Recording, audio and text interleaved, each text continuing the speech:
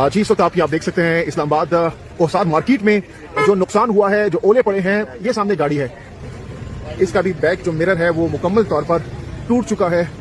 ये बड़ी गाड़ी है, इसका भी आप ये शीशा देख सकते हैं, ऊपर से भी टूट चुका है और ये सामने से भी टूट चुका है। पिछले दिनों आपको पता है इस्लामाबाद में यालाबारी हुई और इतने बड़े बड़े बर्फ के गोले गिरे।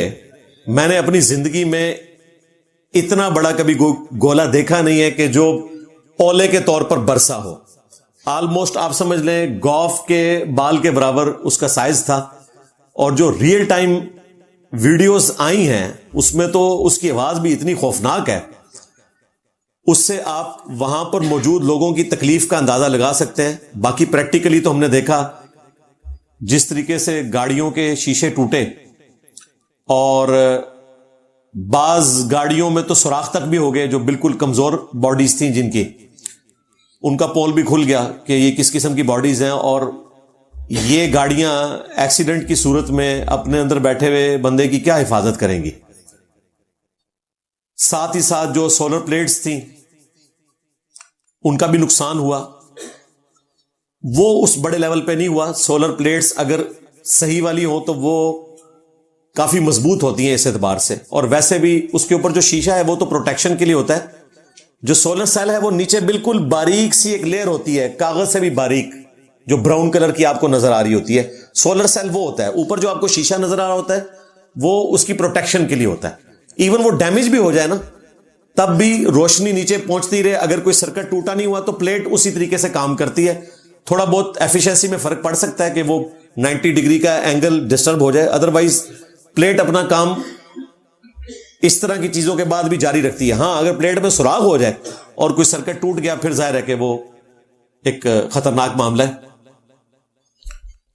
तो ये जो यालाबारी हुई इसको मुख्तलिफ लोगों ने मुख्तलिफ चीजों के साथ जोड़ा। हमारी एक पॉलिटिकल जमात जो आजकल ज़ेर-ए-ताब है एस्टेब्लिशमेंट के, उन्होंने कहा कि जी ये हमसे जो ज्यादती हो रही है उसकी सजा भुगतनी पड़ी है। भाई हमारे बड़ों को तो कभी भी दुनिया में बजाय इस तरह के मामला से कोई सजा नहीं मिलती है, वो तो महफूज ही रहते हैं। ये गरीब लोगों के साथ ही इस तरह के मामला चलते हैं सजा वाले। बाद लोगों ने इसको फलस्तीन के इशू के साथ जोड़ा कि जी हमने उनका साथ नहीं दिया, उसकी सजा मिल रही है। हालांकि इस्लाम में इस तरीके से चीजों को डिफाइन करके जोड़ना, ये आप खुद से अल्लाह ताला की तकदीर में अपना मौकिफ दाखिल कर रहे हैं। हमारे पास कोई वही की तायद नहीं है कि हम इस तरीके से स्पेसिफिकली कोई चीज बयान कर सकें। बाकी इस्लाम ने हमें अकल दी है और इस तरह की सारी चीजों के असबाब भी हमें तलाश करने चाहिए। यह नहीं होना चाहिए कि क़यामत की सारी निशानियां पाकिस्तान में पूरी हो जाएं, यूरोप और अमेरिका ऊपर जाए और यहां जब हम नीचे जा रहे हो तो हम कहें जी ये क़यामत की निशानी है। हम खुशहाल ना हो तो क़यामत की निशानी है। चाइना पिछले 30 से 40 साल में अपनी 80% से ज्यादा आबादी को पॉवर्टी सर्कल से निकाल ले तो वहां तो क़यामत की कोई निशानी नहीं आई है, वो तो खुशहाली हो गया। यहां पर भी असल वजह जो इसकी साइंटिफिक है वो क्लाइमेट चेंज है, जिसमें सबसे बड़े मुजरिम तो वो बड़े मुल्क हैं जिनकी इंडस्ट्रीज की सजा गरीब मुल्कों को काटनी पड़ रही है। पहले नंबर के ऊपर चाइना, जो सबसे ज्यादा कार्बन एमिशन करता है, यानी ये जो फॉसल फ्यूल्स जला के, खा वो पेट्रोल की शक्ल में हो, डीजल की शक्ल में हो, फर्नेस ऑयल की शक्ल में हो, कोयले की शक्ल में हो, ये कार्बन एमिशन जो धुआं है इसकी वजह से ग्लोबल वार्मिंग भी हो रही है और दुनिया का क्लाइमेट भी चेंज हो रहा है। जिन जगहों पे पहले बारिशें नहीं होती थी बहुत ज्यादा बारिशें शुरू हो गई हैं, और जहां पे बारिशें होती थी वो बारिशें कम हो गई हैं। इसी तरीके से जहां सिर्फ बारिश होती थी अब यालाबारी का सिलसिला शुरू हो गया, और उसकी वजह से ह्यूमैनिटी एक तकलीफ से गुजर रही है। बलोचिस्तान में थोड़ी सी ज्यादा बारिश हो जाए तो आप देखते हैं कि लोगों के घर बह जाते हैं, इतने बड़े बड़े सैलाब आ जाते हैं। क्यों? सदियों से वहां बारिशें उस तरह हुई नहीं है, उतनी बारिश होती है जो जमीन जज्ब कर ले। इसलिए वहां पे कुदरती रास्ते भी नहीं है कि ज्यादा बारिश हो तो वो रास्ते से खुद ब खुद निकल के तो मेन दरिया तक पहुंच जाए, जिस तरह इस्लामाबाद में جتنی بھی بارش ہو قدرتی نالے بنے ہوئے ہیں، خود بخود ان نالوں سے بارش مین بڑے نالا لئی تک پہنچ جاتی ہے اور پھر الٹیمیٹلی دریا تک پہنچ جاتی ہے. اس وجہ سے اسلام آباد میں سیلاب نہیں آتا، کیونکہ وہ جگہ ڈیزائن ہے زیادہ بارشوں کے اعتبار سے صدیوں سے. لیکن اس میں بھی جو اولے پڑنے والا معاملہ ہے وہ تو پہلی دفعہ سامنے آیا. اتنا ٹائم بھی نہیں تھا کہ لوگ گاڑیوں کو کسی شیلٹر میں لے جاتے بچا لیتے. ایون کئی لوگ ہیں جو اس دوران موٹر بائک چلا رہے تھے اور ہیلمٹ نہیں پہنا ہوا تھا یا سائیکل پہ تھے، وہ زخمی بھی ہوئے ہیں. سر پہ اتنی بلندی سے آ کے اس سائز کا اگر برف کا اولا لگے تو ظاہر ہے کہ یہ تو کسی کا سر پھٹ بھی سکتا ہے. اسی طریقے سے کھوپڑی کی ہڈی اس میں کریک بھی آ سکتا ہے. بعض لوگوں کے ساتھ ایسے معاملات بھی ہوئے، لیکن چونکہ وہ بڑے سائز کے تھے فوراً لوگ اپنے آپ کو تو حفاظت میں لے گئے، لیکن گاڑیاں انہیں نکالنے کا ٹائم نہیں ملا. اس وجہ سے ہزاروں گاڑیوں کی آپ نے ویڈیوز دیکھی ہیں. اس کے پیچھے جو ریزن ہے وہ کلائمیٹ چینج والی ہے، اور یہ مستقبل میں بھی ہوگا. اب پھر سے پریڈکشن آئی ہوئی ہے، اور میرا خیال ہے پہلے تو لوگ اس پریڈکشن کو لائٹ لیتے تھے. اب محکمہ موسمیات جو پریڈکشن دے گا ان کا بھی کام ہے کہ پوری سختی کے ساتھ لوگوں کو سمجھائیں، اور ٹی وی چینلز کے اوپر یہ پٹی چلایا کریں کہ جی ان دنوں میں آپ احتیاط کریں، یہ ہو سکتا ہے، لہٰذا گاڑی کسی ایسی جگہ پہ پارک کریں جو آلریڈی کسی شیڈ کے نیچے ہو تاکہ آپ کی گاڑی ڈیمیج نہ ہو. قرآن و سنت کی روشنی میں اس حوالے سے جو ہمیں گائیڈ لائنز ملتی ہیں وہ بخاری اور مسلم دونوں میں ایک حدیث موجود ہے، اور صحیح مسلم میں ذرا تفصیل کے ساتھ ہے اس حوالے سے کہ اس میں باقاعدہ اس آیت کا ریفرنس موجود ہے. سورۃ النساء کی آیت نمبر 123. جب یہ آیت نازل ہوئی، من یعمل سوءا یجز بہ، جو کوئی بھی گناہ کرے گا تو اس کا بدلہ پائے گا. تو صحابہ کرام پریشان ہوئے اور انہوں نے عرض کیا، اے اللہ کے محبوب صلی اللہ علیہ وآلہ وسلم، کون سا شخص ایسا ہوگا جو کوئی گناہ نہ کرے؟ انسان غلطیوں کا پتلا ہے، گناہ تو کرے گا. اور اللہ تعالیٰ فرما رہا ہے کہ جو کوئی بھی گناہ کرے گا وہ اس کا بدلہ پائے گا. اس کا مطلب ہے کہ ہمارے تو چھوٹے چھوٹے گناہوں کے اوپر بھی قیامت کے دن ہم پر گرفت ہوگی. دیکھیں صحابہ کرام اس آیت کو لائٹ نہیں لے رہے تھے. ہم تو کہتے ہیں جو کچھ بھی ہے تیرے محبوب کی امت سے ہیں. اچھا یہ بات صحابہ کو نہیں پتا تھی کہ جو کچھ بھی ہے تیرے محبوب کی امت سے، اس لیے کہ انہوں نے قرآن پڑھا ہوا تھا. انہیں پتا تھا کہ محبوب کی نسبت اسی صورت کام آئے گی جب محبوب والے کام بھی کریں گے صلی اللہ علیہ وآلہ وسلم. اچھا نبی علیہ السلام نے بھی جواب میں یہ نہیں کہا کہ تمہاری تو خوش نصیبی ہے، تم میرے امتی ہو، کوئی ٹینشن لینے کی ضرورت نہیں ہے. تو آپ نے اس موقع پر فرمایا، بخاری اور مسلم دونوں میں حدیث موجود ہے.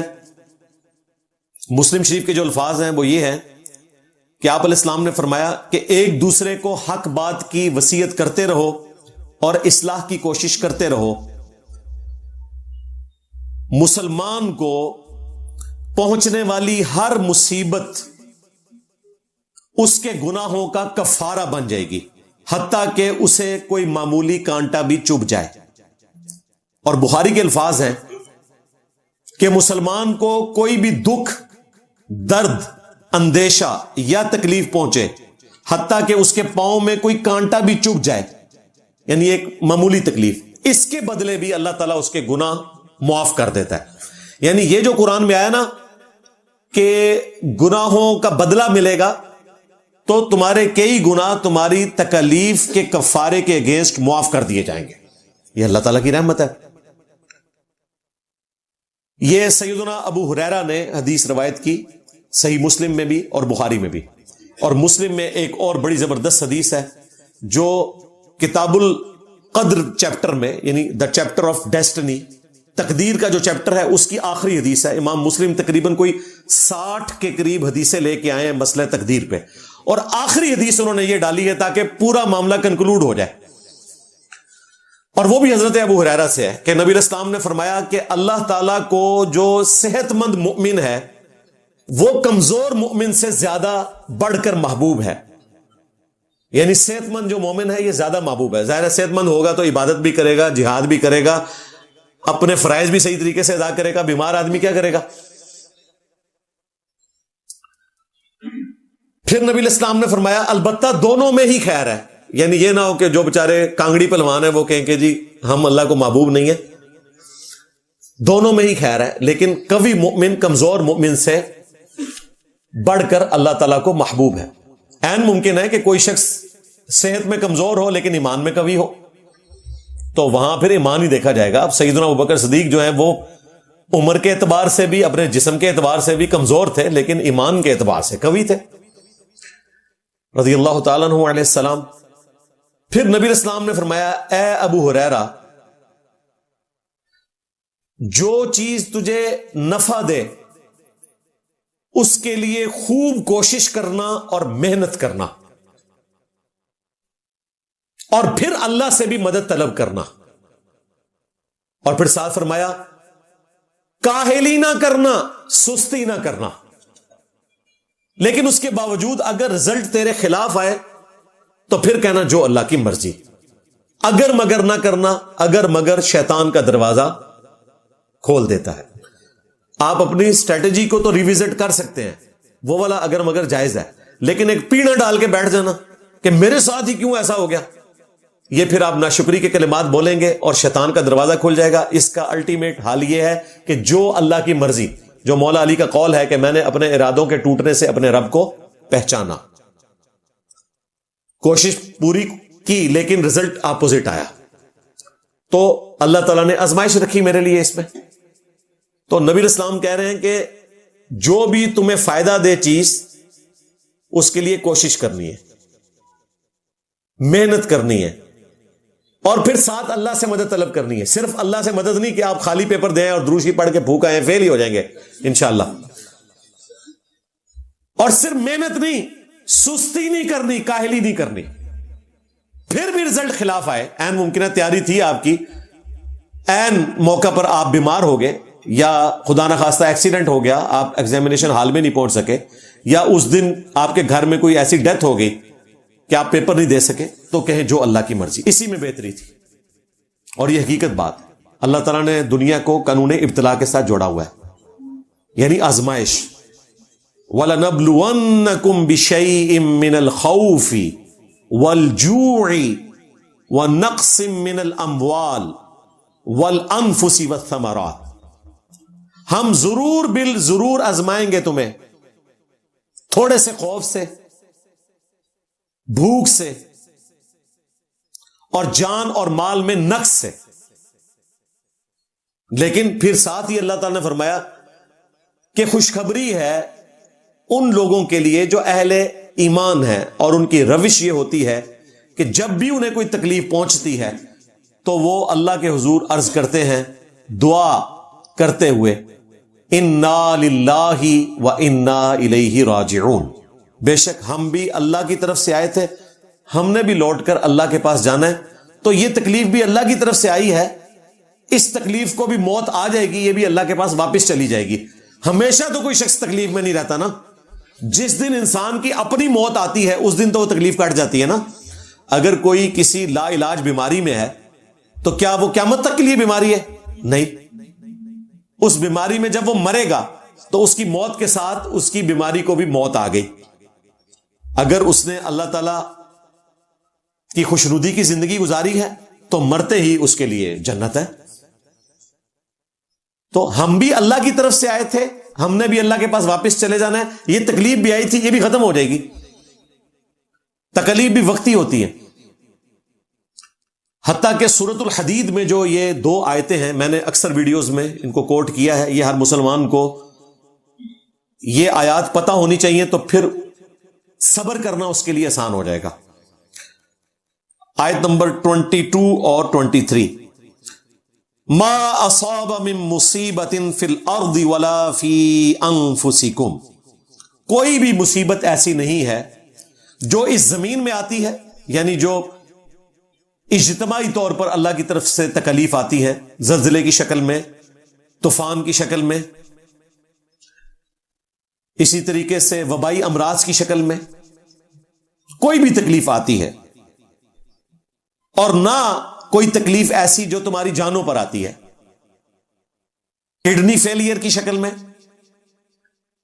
یا دل کی بیماری کی شکل میں, یا ایکسیڈنٹ میں ٹانگ ضائع ہونے کی شکل میں یا آنکھ ضائع ہونے کی شکل میں، یہ جتنی بھی تکلیفیں ہیں، نہ زمین میں آنے والی تکلیف اور نہ وہ تکلیف جو تمہاری جانوں کو پہنچتی ہیں، الا فی کتاب من قبل ان نبرأها، مگر یہ کہ ہم نے لوح محفوظ میں پہلے ہی لکھ لیا ہے کہ یہ تکلیفیں تمہیں آنی ہیں. ان تکلیف کے پیدا ہونے سے پہلے ہم لوح محفوظ پہ لکھ چکے ہیں، اجتماعی تکلیف کو بھی اور ہر شخص کی انڈیویجول تکلیف کو بھی. ان ذالک علی اللہ یسیر، بے شک یہ اللہ کے لیے بہت آسان ہے. یہ بات کرنی ضروری تھی کہ یہ کیسے ہو سکتا ہے، اتنی مخلوقات، اتنی سپیشیز، پھر ہر سپیشی کی آگے تعداد بھی بلینز میں، سب کی تکلیفیں اللہ نے پہلے ہی لکھ لی ہیں. اللہ کے علم میں ہے کہ مستقبل میں انسان کے ساتھ کیا ہونے والا ہے. یہ اللہ کو بہت آسان ہے. لِكَيْ لَا تَأْسَوْا عَلَى مَا فَاتَكُمْ، کہ تم مت افسوس کرو اس چیز کے اوپر کہ جو تم سے جاتی رہی. وَلَا تَفْرَحُوا بِمَا آتَاكُمْ، اور نہ اس پہ شیخی بگاڑو جو اللہ تعالیٰ تمہیں عطا کرتا ہے. وَاللَّهُ لَا يُحِبُّ كُلَّ مُخْتَالٍ فَخُورٍ، اور اللہ تعالیٰ ہر شیخی بگاڑنے والے کو پسند نہیں فرماتا. جتنے بھی شیخی بگاڑنے والے ہیں یہ اللہ کو پسند نہیں ہے. تکلیفیں بھی اس کی طرف سے، آسائش بھی اس کی طرف سے. دیکھیں اسلام نے اسی لیے دیکھیں کیا اپنے ماننے والوں کی ٹریننگ کی ہے کہ ہم عید کے موقع پر بھی خوشی کے اظہار کے لیے نماز پڑھتے ہیں، اور سب سے بڑی تکلیف جو گھر میں میت ہوتی ہے اس کو بھی کنکلوڈ کرتے ہیں نماز جنازہ کے اوپر. ہم ہر مصیبت اور پریشانی میں اپنے رب کے سامنے کھڑے ہوتے ہیں، جھکتے ہیں، رجوع لاتے ہیں. تو ان تمام آیات اور احادیث کے بعد ہم اس رزلٹ پہ پہنچے کہ آپ کسی بھی تکلیف کو کسی خاص ایونٹ کے ساتھ جوڑ نہیں سکتے کہ آپ یہ کہیں کہ یہ فلسطینیوں کی مدد نہ کرنے کی وجہ سے عذاب آیا ہے، یا فلاں پولیٹیکل جماعت کے ساتھ زیادتی ہو گئی، یا فلاں مذہبی جماعت کے ساتھ زیادتی ہو گئی، اس کی وجہ سے ایسا ہوا. اس طرح اس کو ریلیٹ کرنے کی کوشش نہ کریں.